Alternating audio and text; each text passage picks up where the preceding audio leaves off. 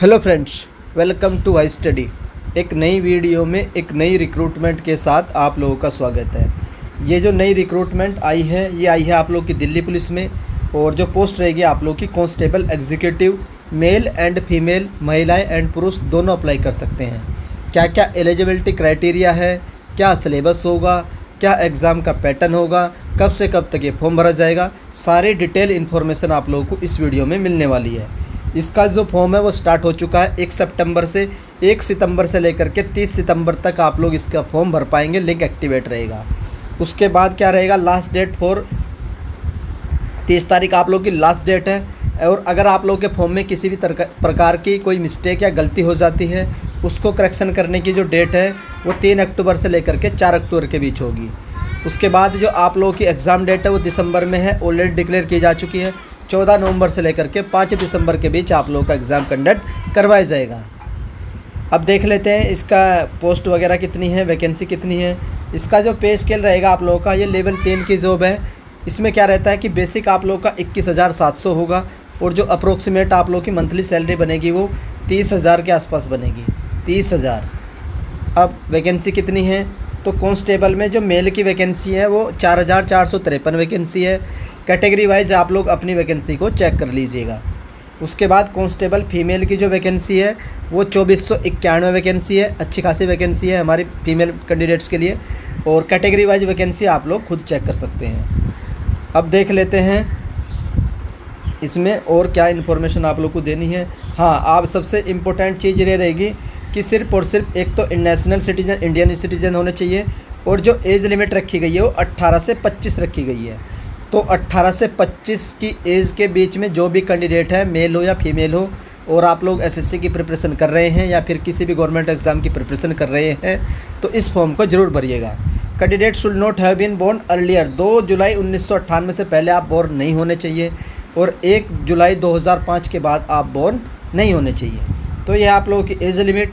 लेकिन कुछ कैटेगरी को एज रिलैक्सेशन दिया जाता है, जैसे SC ST को 5 साल का एज रिलैक्सेशन है। अगर वो इससे ज़्यादा भी हैं, 30 के भी हैं, तो भी भर पाएंगे।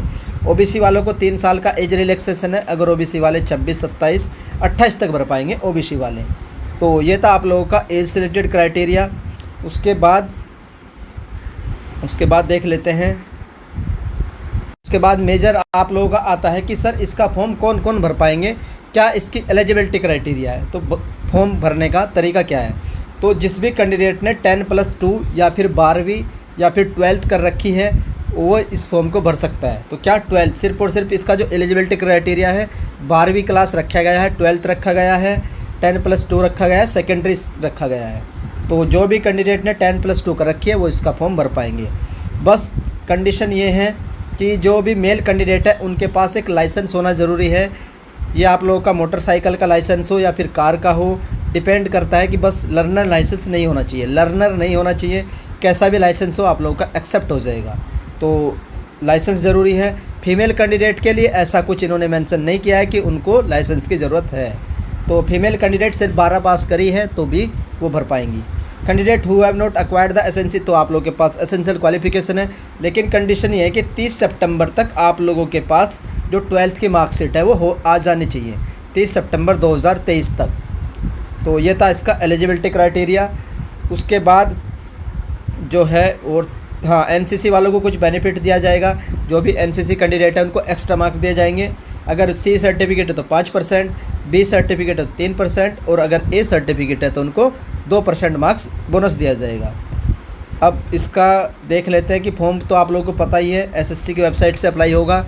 आप लोगों को इस वीडियो के डिस्क्रिप्शन में और कमेंट बॉक्स के कमेंट सेक्शन में दोनों जगह अप्लाई का लिंक मिल जाएगा, वहां से जा कर के भी आप लोग अप्लाई कर सकते हैं।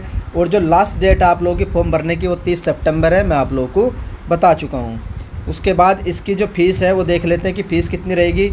तो फीस रहेगी आप लोगों की 100 रुपीज़, लेकिन जो हमारे फीमेल कैंडिडेट्स हैं उनकी कोई भी फ़ीस नहीं लगने वाली है। तो वुमेन कैंडिडेट्स, SC ST और एक्स सर्विसमैन ESM, इन कैंडिडेट की कोई भी फ़ीस नहीं लगेगी। बाकी UR, OBC और इकोनॉमिकली वीकर सेक्शन, इनको 100 रुपीज़ की जो फ़ीस है वो पे करनी होगी। फ़ी आप लोगों को ऑनलाइन पे करनी है।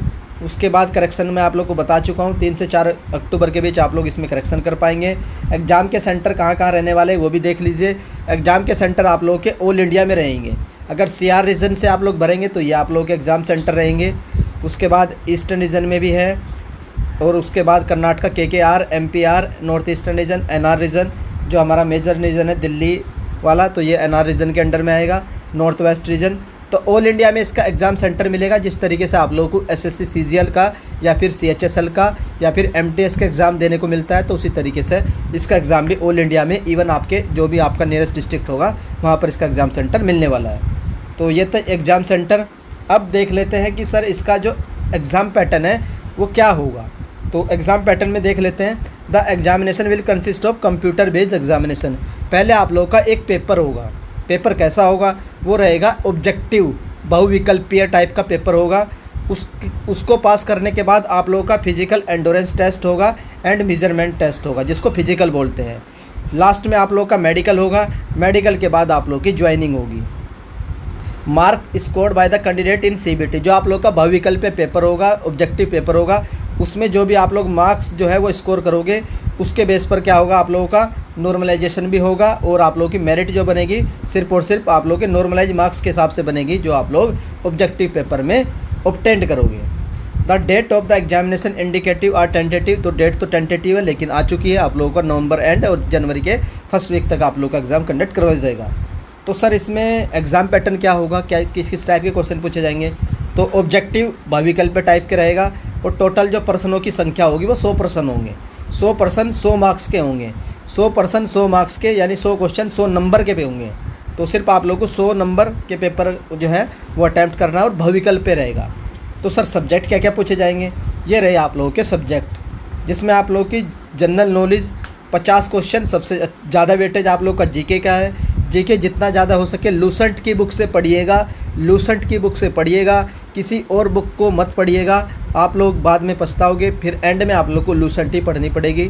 मार्केट से जाओ, लूसेंट परचेज करो, किसी की बुक मत परचेज करना, कोई भी कोचिंग वाला हो, कोई भी हो, लूसेंट पढ़ो ओनली। और ये कितने मार्क्स की, 50 नंबर की। रीजनिंग आप लोगों की 25 क्वेश्चन आएंगे, 25 नंबर के। न्यूमेरिकल एबिलिटी 15 क्वेश्चन, 15 नंबर के। और कंप्यूटर के 10 क्वेश्चन आएंगे, 10 नंबर के। कंप्यूटर के नोट्स आप लोगों को फ्री में प्रोवाइड करवाए जाएंगे, तो आप लोग टेलीग्राम ग्रुप जरूर ज्वाइन कर लीजिएगा। टेलीग्राम ग्रुप का लिंक इस वीडियो के डिस्क्रिप्शन में है। तो ये था एग्ज़ाम पैटर्न। 50 की जीके, 25 की रीजनिंग, और 15 की रीजनिंग, 15 की न्यूमेरिकल एबिलिटी मैथमेटिक्स, और 10 का आप लोगों का कंप्यूटर पूछा जाएगा। टाइमिंग रहेगी 90 मिनट्स। तो 90 मिनट्स में 100 क्वेश्चन करने हैं। तो ये है आप लोगों का एग्ज़ाम पैटर्न। और इसमें नेगेटिव मार्किंग भी रहेगी 1/4 की। तो 1/4 की नेगेटिव मार्किंग रहेगी। अगर आप एक क्वेश्चन गलत करोगे तो आप लोगों का जो 0.25 मार्क्स है वो काट लिया जाएगा। तो ये है नेगेटिव मार्किंग। पेपर आप लोग का ऑनलाइन होगा। कभी आप लोग सोचो कि ऑफलाइन होगा, पेपर ऑनलाइन होगा। आंसर की आएगी 4-5 दिन बाद आ जाती है। यह आप लोग का जीके का सिलेबस है, पूरा SSC का सिलेबस है। History, polity, geography, current affair, neighbouring country, current event, ये सब पढ़ना आप लोग को जीके में। कहाँ से पढ़ोगे, लूसेंट परचेज कर लीजिएगा। हिंदी में भी आती है, इंग्लिश में भी आती है। उसके बाद रीजनिंग, ये भी आप लोगों की SSC वाली है, वही जो आप लोगों के टॉपिक हैं। फिर आप लोग का मैथमेटिक्स RS अग्रवाल से पढ़ो, राकेश यादव सर के नोट से पढ़ो, कहीं से भी पढ़ सकते हो मैथ। उसके बाद कंप्यूटर का नोट्स आप लोगों को फ्री में दिए जाएंगे। जब आप लोग का पेपर हो जाएगा उसके बाद आप लोगों का क्या होगा, फिजिकल होगा। फिजिकल में क्या क्या चीज़ें हैं वो भी मैं आप लोगों को थोड़ा सा शॉर्ट में बता देता हूँ कि फिजिकल फॉर मेल कैंडिडेट क्या क्या क्राइटेरिया है। तो कैसे होगा, तो आप लोग को रेस लगानी होगी 1600 मीटर की 6 मिनट में। लॉन्ग जंप करना होगा 14 फीट का, और हाई जंप करनी होगी आप लोगों को 3 और 9 इंच की, 3 फीट 9 इंच की। और अगर आप लोग की एज 30 से 40 है तो ये टाइम कम हो जाएगा और ज़्यादा हो जाएगा, और 40 से लिए टाइम 8 मिनट हो जाएगा। ये क्राइटेरिया आप लोग के चेंजेस हो जाएंगे।